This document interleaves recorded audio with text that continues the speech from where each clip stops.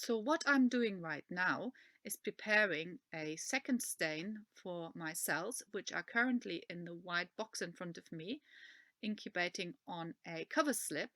And so I'm preparing solutions for the second stain by adding them to these little tubes in the green racket in front of me, and just mixing these together. And I'm waiting to take out the cover slip from the white box. So you can see it's a lot of mixing and preparation of solutions that I'm doing. So here we are with the staining solution ready. So here's the stain or dye added to these, and after that I'm getting our cover slips or the cover slips out of the white box. You can see that in a second. Here we are. So just taking the cover slip out and getting them into the little plastic plate in front of me to be washed and then to be stained with the second stain.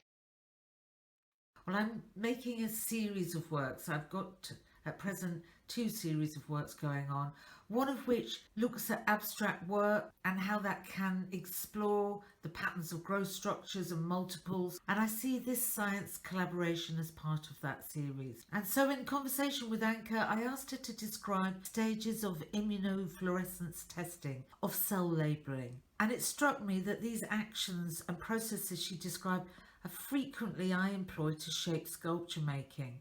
For example, she talked about making cells while I build casting blocks, cells or units to build my sculpture. She talked about sandwiching antibodies together while I sandwich and squash one unit upon another to form the main volume, the bulk. She talked about staining and pigmentation. Well, I use colour to make form more apparent, and fixing. Well, I fix many times in my work to conjoin parts together and to solidify fibres in space.